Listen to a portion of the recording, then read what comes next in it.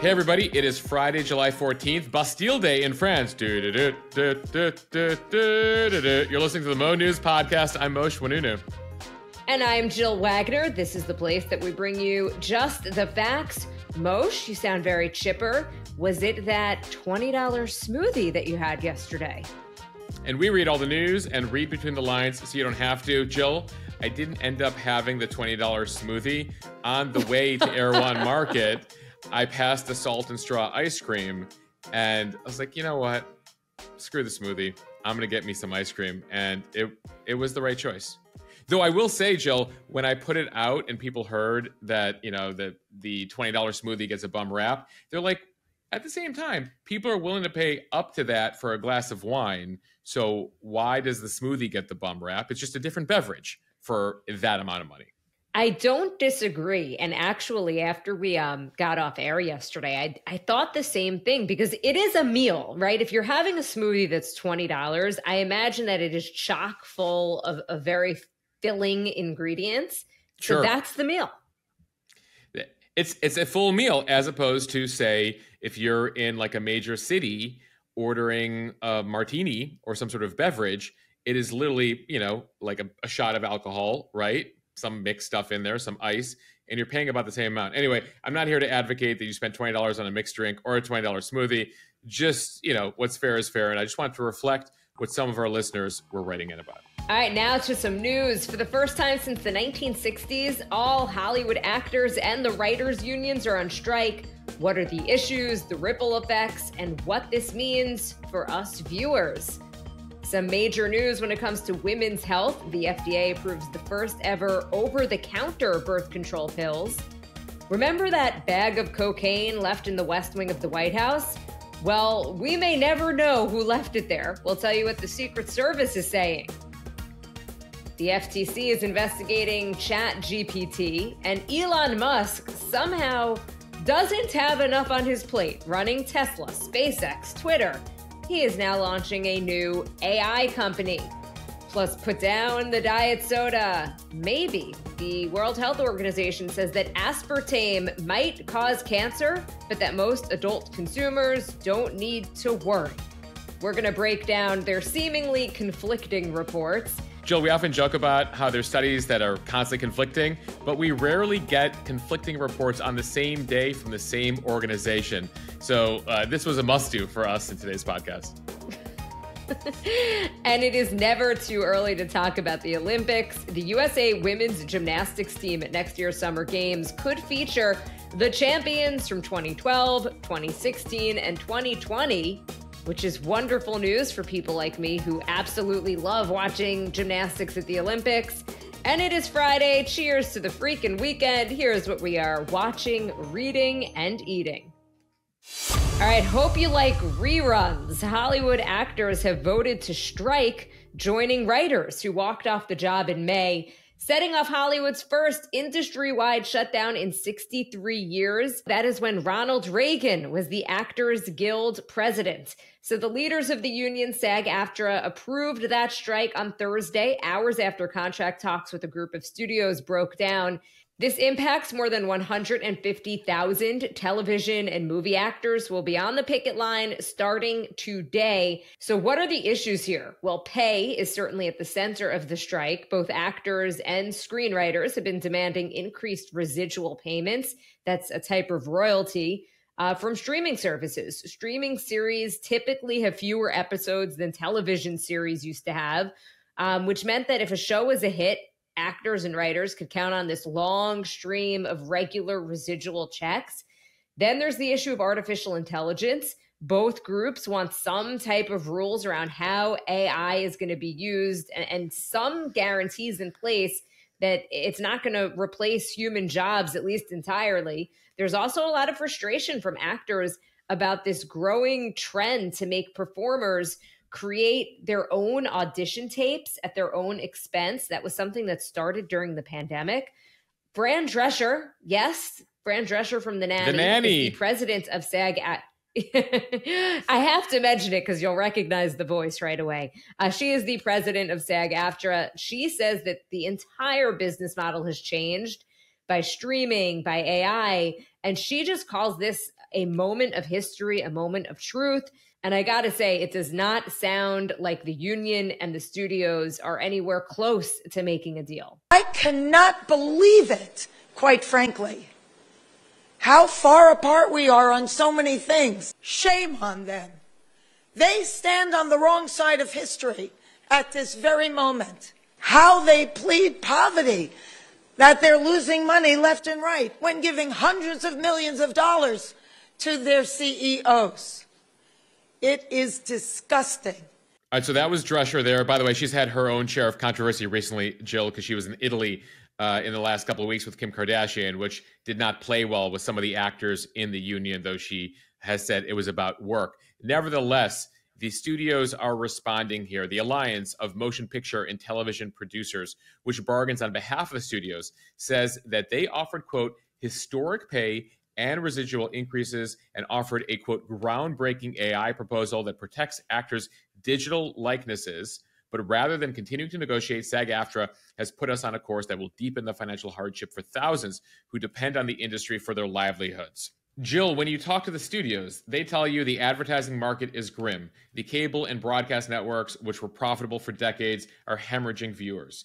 Wall Street has soured on the media companies since Netflix lost a whole bunch of subscribers for the first time in a decade last year. That's forced the studio executives here to try to turn their streaming services into profitable entities. At the same time, Disney's in the midst of 7,000 layoffs. Warner Brothers Discovery has been cutting thousands of jobs, shelving projects. So they're also saying here, listen, SAG-AFTRA, we're not in a great state of affairs, but as you heard from Fran Drescher, the actors don't believe it and believe there are concessions that can be made here. Disney chief Bob Iger warned that the strike could have a very damaging effect on the whole industry, though he's getting criticism for what he said on CNBC this week, saying that the strike is disturbing to him. There's disruptive forces on the business and challenges we're facing, and this is the worst time for this to be happening.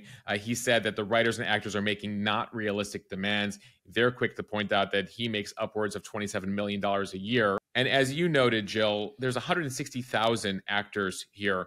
And obviously some of the more notable ones make in the 7, 8, potentially 9 figures. But the vast majority of the actors make tens of thousands of dollars a year. I've seen the number thrown around that about $50,000 is the annual salary for the average actor. So many of them do need these pay increases and are saying that, they're not being treated fairly by these larger studios. So as far as what this all means, union rules prevent actors from doing any interviews or promotions around award shows. We talked about the Emmys yesterday. Those are most definitely not happening if they don't get this resolved by September. Actors also can't make personal appearances or promote their work on podcasts or premieres. They're also barred from doing any production work, including auditions, readings, rehearsals, voiceovers. And while international shoots technically can continue, the stoppage among US-based writers and performers is likely to have a drag on those too. And Jill, it's not just the actors here, because remember, we've been hearing in the Mo News community from people who work in technical production, makeup artists, wardrobe, contractors, tens of thousands of people whose livelihoods revolve around the industry. And now with the writers out and the actors out, that's all dead.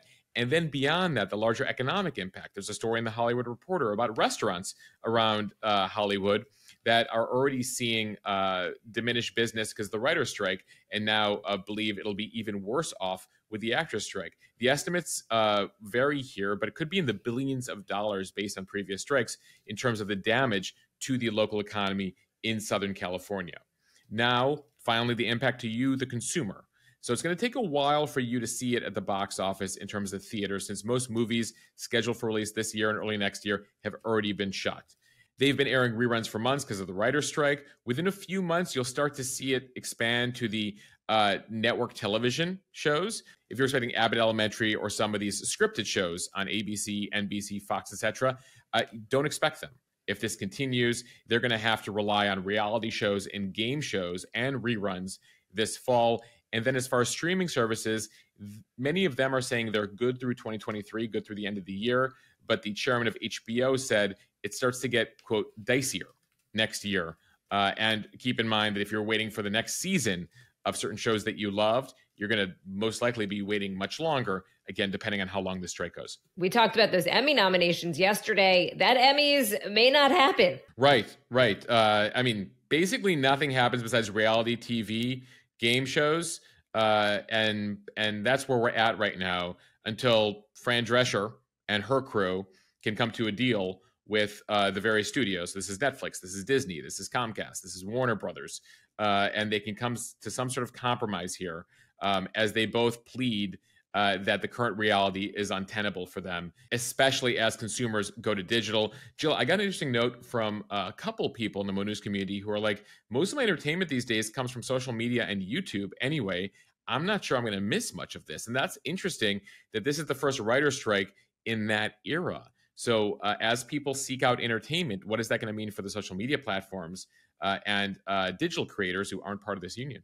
It's a point that Scott Galloway, friend of the pod, who doesn't know he is a friend of the pod, that he was making on his podcast, the Prof G podcast, where he was saying there's all of these content creators on TikTok, on Instagram, who are basically putting out their content for free. And that is the entertainment these days. And he actually argued that the studios here really have the upper hand and have no real incentive to be negotiating.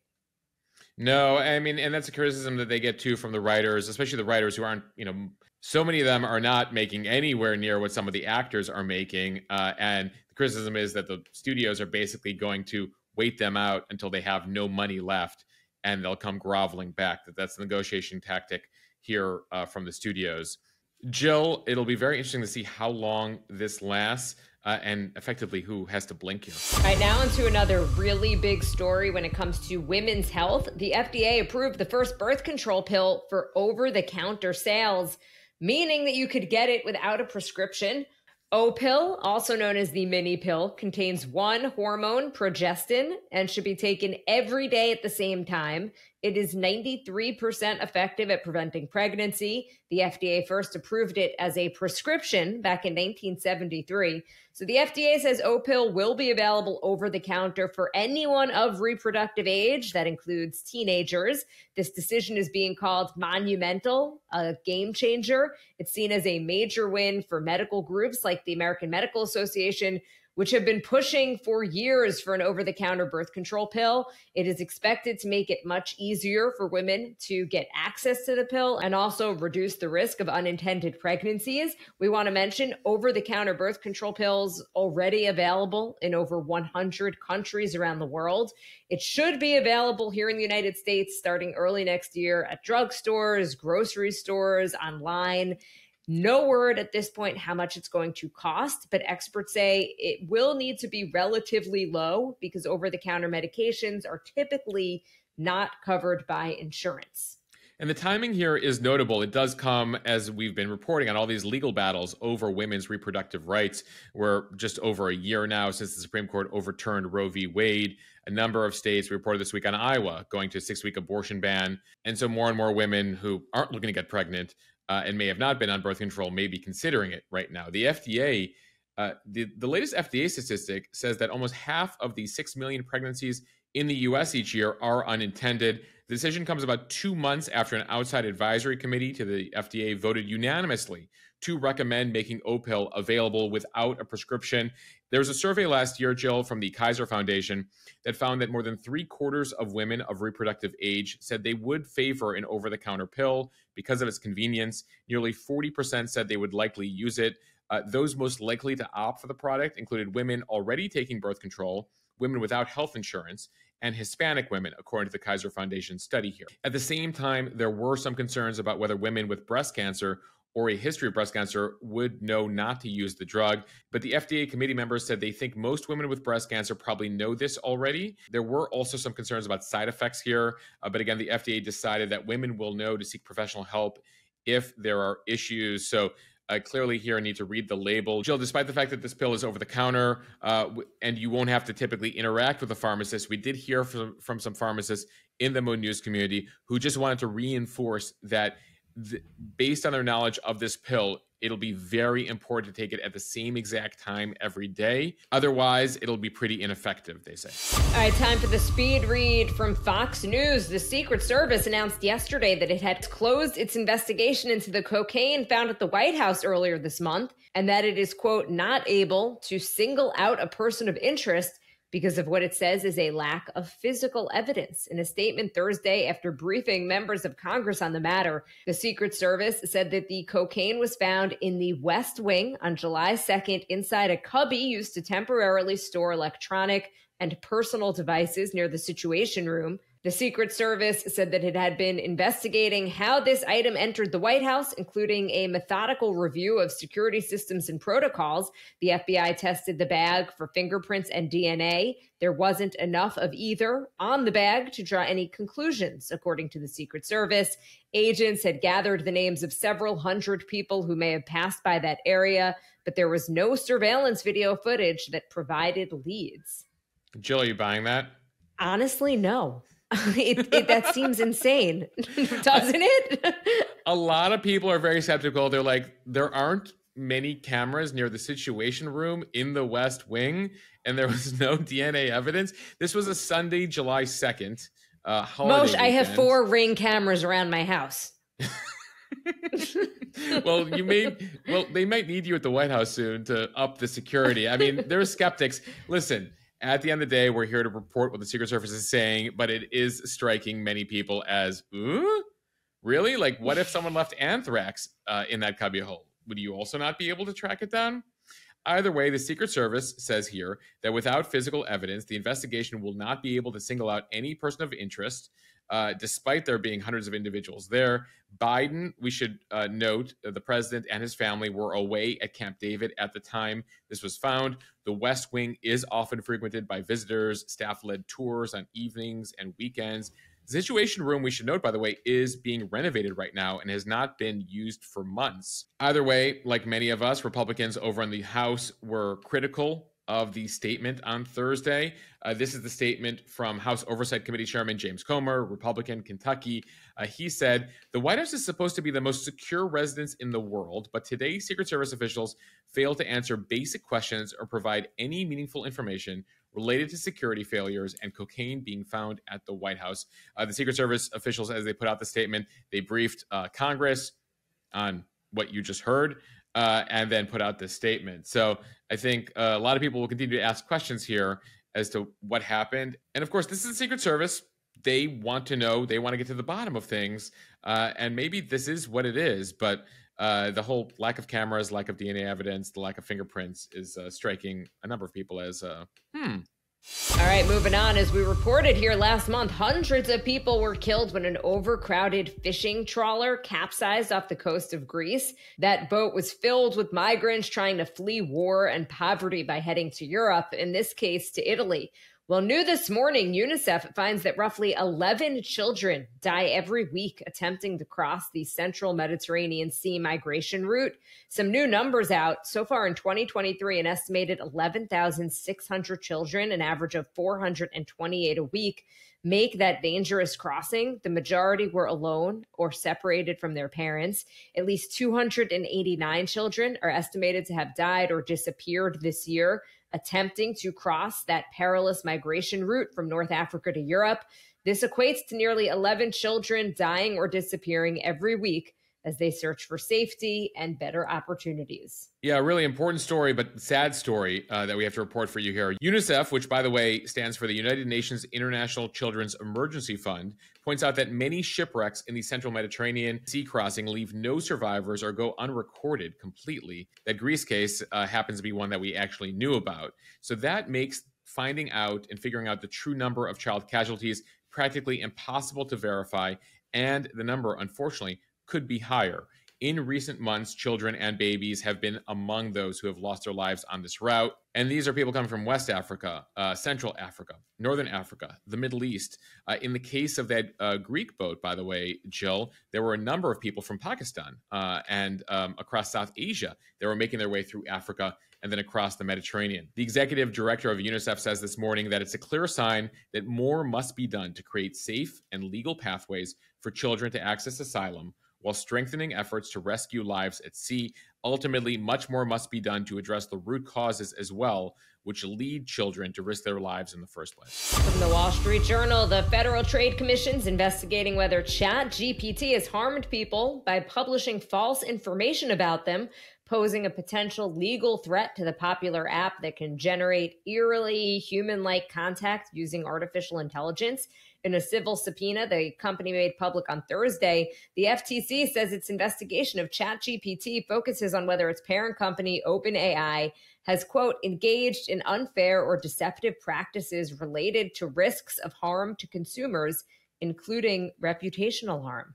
Jill, one of the questions the FTC has for OpenAI here and ChatGPT is what steps they have taken to address or mitigate risks here in regards to generating false or misleading statements that could harm individuals. This new investigation comes under Chair Lina Khan, and it marks a significant escalation of the federal government's role in policing emerging technologies like AI. But it is pretty uncharted territory for the FTC here, which has suffered some legal setbacks in antitrust enforcement efforts. So they do have broad authority, and if they find that a company violates consumer protection laws here, they can levy fines or put a business under what's called a consent decree, which can dictate how the company handles data. The FTC has been levying fines against Meta, Amazon, Twitter, a bunch of other tech companies for violating consumer protection laws. And now they're diving into AI here, as that has been all the focus. But it does come as a federal judge decided recently to dismiss the FTC's attempt to block Microsoft's acquisition of Activision. So the FTC here trying to regulate tech, trying to make some rules of the road, and they have faced some pushback from judges for overreaching here. And so it's too early to say how far they'll go with AI, but clearly here they've heard the concern, they've been watching the hearings, and they're going to dig in. All right, staying with AI from CNBC, Elon Musk, the CEO of Tesla and SpaceX and the owner of Twitter, announced the debut of a new artificial intelligence company, xAI. The goal, quote, to understand the true nature of the universe. According to the company's website, Musk and his team will share more information in a live Twitter Spaces chat today. Musk seems to be positioning xAI to compete with companies like OpenAI, Google, and Anthropic, which are behind leading chatbots like ChatGPT, Bard, and Claude. Jill, it was just back in April when Musk told Fox News about his plans for a new AI tool called TruthGPT, adding that he feared existing AI companies are prioritizing systems that are politically correct. He's also been a critic, though, that AI has gone overboard. He's been the co-author of a letter regarding that. And one of the people working with Elon on this is a guy named Dan Hendricks. He's the executive director of the Center for AI Safety out of San Francisco. He was also part of that letter in the spring from a bunch of tech leaders claiming that mitigating the risk of extinction from AI should be a global priority on the scale of preventing pandemics and nuclear war. So that was a very stark letter from Elon, from his advisor here. At the same time, it appears, despite the concerns, he's also going to jump into the AI trend here, Jill, and see what he can come up with. He can't help himself. It's a general rule with Elon Musk. He just can't help himself. And Moshe, we didn't even mention the Boring Company. Another one of his companies that they're looking to dig tunnels basically underneath cities and underneath the ground as this Hyperloop, which I think actually has a lot of potential. I would love to travel at like record speeds underground and not deal with traffic, especially as I sit here recording in LA one more day. All right, now into some health news from the website Stat News. According to two new reports released Thursday evening by the World Health Organization, aspartame, the popular artificial sweetener in diet sodas and chewing gums, may possibly cause cancer, but the risk also appears to be very low for occasional consumers of these products. Kind of conflicting reports, so we're going to try to explain. The first report by the World Health Organization's International Agency for Research on Cancer found limited evidence that aspartame may cause liver cancer. The second, from another part of the organization called the Expert Committee on Food Additives, reconfirmed the World Health Organization's previous recommendations that the sweetener is still generally safe up until very large doses. That first group, which found that aspartame was possibly linked to cancer, studies whether a substance has the potential to cause harm. The second group aims to estimate the actual risk that cancer or other potential harms will actually occur. Officials at the organization emphasized during a press conference that most casual consumers of beverages like Diet Coke and Diet Pepsi do not need to be concerned about their cancer risk from aspartame. I do question, though, what a casual consumer is. So, Jill, they got into it in the press conference. And again, we always joke about these studies like wine is good for you, wine is bad for you, meat is good for you, meat is bad for you. In this case, literally, they're like, here are two reports. And one part of the organization is like, this could be bad for you and cause cancer. And the other part's like, no, don't actually worry about it, most of you. So they said for the most part, as they roll this out on Thursday, that we're not advising companies to withdraw the products, nor are we advising consumers to stop consuming them.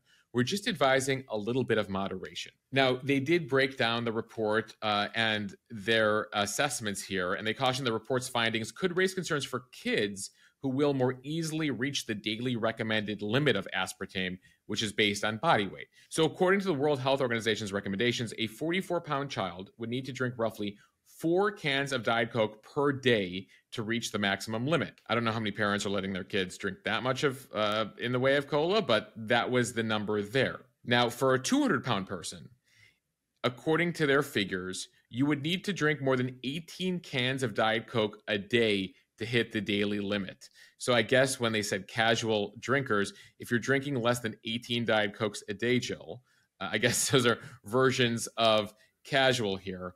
Effectively, what they're saying is it's 40 milligrams of aspartame per 1 kilo of body weight. And so that's the calculation here. So again, you would have to be drinking a lot. And I imagine there's people who drink this stuff to excess or drinking a couple liter bottles of this stuff. But it appears for the most part that what you can take away from this entire story, just don't go nuts with the stuff. And know that there are, lingering effects of having a lot of aspartame over time. And from People magazine, Gabby Douglas is returning to competitive gymnastics just ahead of the 2024 Summer Olympics in Paris. Douglas, who is 27, previously competed in the 2012 and 2016 Olympic Games, making history as the first U.S. gymnast to win the all-around and team titles. She did that in 2012. Douglas did not compete in the U.S. trials for the 2020 Games. Douglas's return to competition means that the 2012, 2016, and 2020 Olympic individual all-around champions will all be competing to make that 2024 U.S. women's gymnastics team. Both Simone Biles, the 2016 champ, and Suni Lee, the 2020 champ, expected to compete to make the team. Dun, dun, dun, dun, dun, dun. One of my favorite John Williams composed songs of all time there, Jill. We shared Gabby's Instagram post on our feed yesterday. She wrote a pretty lengthy caption that captured these last couple of years for her. She wrote, "As you all know, I stepped back from the socials, and in that time I did a lot of journaling, reflecting, soul searching, and found myself back where it all began. It's so easy to suppress and run away from facing darknesses and fears. For many years, I've had an ache in my heart," she wrote, "but I didn't want to keep carrying anger, pain, sadness, or regret. And through my tears and hurt, I have found peace." She says she wants to find joy again for the sport and knows she has a huge task ahead of her, especially at 27 years old. That's much older than most of these gymnasts typically compete on the Olympic level. And she concludes by saying that she's even more grateful for all of your support and love. She tells her fans, "There's so much to be said, but for now, let's do this. #2024. She stepped away from social media, we should note, by the way, Jill, when she wrote last year that she was going to work on herself and focus on her own mental health. All right, it is Friday. Cheers to the freaking weekend. All right, Moshe, time for what we were watching, reading, and eating. Kick it off. What will you be watching? All right, Jill, there's a new show out on Hulu, a new docuseries called The Ashley Madison Affair, which takes a deep dive into the Ashley Madison website hack. You might remember this website where people went for extramarital affairs. Well, it's getting the whole docuseries treatment. And I should note, Jill, that per your recommendation a couple of weeks ago, I binged Hijack, and Apple just put out another episode of that. So I'm planning to watch that this weekend as well. So good, right? So good. The Idris Elba character is just a mystery to me. But as an avid traveler, I hope it doesn't freak you out at all. No, I You're like, no. No, I feel no, Jill, I feel pretty good. What are you watching this weekend? Okay, so I'm going to be watching one of my favorite series, The Summer I Turned Pretty, season 2 on Prime. It's light, it's fun. It's kind of like a beach read, but a beach stream. It is the perfect summer show. And then also, I wanted to give a shout out to a new podcast that I've been listening to, Club Random with Bill Maher. He interviews really interesting guests. He had John Hamm on a few weeks ago, who I absolutely love. Love John Hamm. And it's just Bill Maher and his guest shooting the shit. There's not really an agenda. Lots of laughs. I highly recommend. Jill, there are so many amazing podcasts out there. I just, as I record this, I'm about to head back to New York after a 2-day conference here, hosted by Oxford Road, a podcast advertising company, where I had the opportunity actually to moderate a panel on Wednesday night with a number of podcasters. Dr. Drew Pinsky, you might know him from Loveline back in the day. He's got a whole bunch. Whitney Cummings, the comedian, who has a show, Meta World Peace, the basketball player, formerly known as Ron Artest. Also, Lewis Howes, who hosts School of Greatness. So it was a very cool opportunity to talk to podcasters, talk to advertisers out here. It's a $2 billion advertising market right now, Jill, and it keeps growing. And so it's cool to be in this podcast space, and all these shows keep popping up. Okay, what are you reading? Jill, I love this story out of the Wall Street Journal. The headline is Tortoise Estate Planning, One Shore of Having a Pet That Lives 100 Years. So they dive into the world of people who keep pet tortoises, which sometimes live up to 150 years, Jill. So as you can imagine, as you face retirement or write your will, tortoises are one of the only pets that you need to ensure you have a plan for your children, grandchildren, potentially great-grandchildren. So it's a fun little read. What are you reading? All right, so I just realized that we both have picks from the Wall Street Journal. I don't know how that happens. By the way, we should note for everyone, typically it requires, it's behind a paywall over there. So apologies if you don't have a Wall Street Journal subscription. This headline really caught my interest. Wait, are hearing aids cool now? Ask millennials. They say as younger Americans start to experience hearing loss, there's this new breed of hearing aids that function more like fancy headphones and fitness trackers that are coming to the rescue. We talked about this a few days ago with some of the new features for Apple's AirPods. They help kind of amplify the sound. Just incredible how that industry has changed. And there used to be maybe a stigma about wearing a hearing aid, but certainly not anymore. All right, what are you eating this weekend? Levain's Bakery. Their banana bread, their cookies, basically we should everything. Note, if you haven't had one of their cookies, I mean, they're massive undertakings, Jill. I'm a big fan of the chocolate walnut myself. I've been making my way through one of their M&M cookies. You're right. They're ginormous. All of my exercise and good eating has kind of gone down the drain. But I had some friends bring some Levain's Bakery over to my house. And unfortunately, I just keep getting drawn to the kitchen. Jill, just before that, I should note, Levain started in one shop in New York. And in the past decade has exploded. They got locations now in LA, in Chicago, in DC, in Boston. On Long Island. Yeah, and they're on Long Island as well. And I believe they're starting to get into some grocery stores out there. So if you don't have a location near you, one will probably pop up soon as the brand here expands. As far as what I'm eating this weekend, we're having a little baby to-do for Alex. My mother's coming to town, and we're putting together a group to celebrate baby O. And so looking forward to, good desserts, treats, snacks around the festivities. Moshe, I will be at the shower. Well, then, Jill, you will know exactly what I'm eating this weekend. Bring some Levain's with you. All right, everybody. Thank you for listening to the Mo News podcast. Follow us and subscribe so you don't miss an episode. Review us in the App Store so we can continue to grow. We truly appreciate, by the way, all of the reviews. I just was reading through a bunch of the new ones. And I am blown away by all of your kind words. Thank you so much. It genuinely helps us grow and means a lot to us. Jill, we officially hit 1,000 5-star reviews on Apple this week. We're nearing that on Spotify. So we're so grateful for everyone who takes a moment to leave a review. We should note we have extra listening for you this weekend. We put out an extra podcast with the author of a new book on Amazon and Walmart that's now available on the main feed for everyone after we put it initially over on the premium feed where we typically put our interviews first. With that in mind, if you like what we're doing here at Mo News, if you like our Instagram account, if you like the newsletter, if you like the podcast and you want to see more of it and you want to be able to support us, you can do that by joining Mo News Premium over at mo.news/premium. Again, mo.news/premium. You get extra access to a member's Instagram account, extra access to that other podcast. But most importantly, you're supporting what we're doing here, supporting our growth, supporting independent journalism. And so we're so grateful for all of you who are joining Mo News Premium. All right, everybody, have a great weekend. See you on Sunday, Jill. Mo, I'll see you by the dessert table. All right, bye, everybody.